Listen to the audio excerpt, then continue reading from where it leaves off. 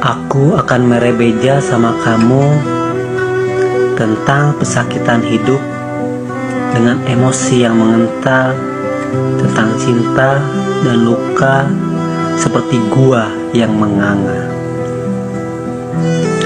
Kenapa harus aku yang selalu menjadi bahan olokan? Sekalian saja jadi bahan bangunan, biar kamu bisa kuriak. Aku mengeluh dengan hidup ini.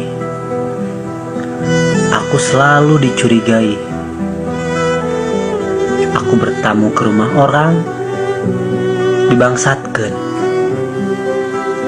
Aku ngetrekan awewe di jalan, dicopetkeun.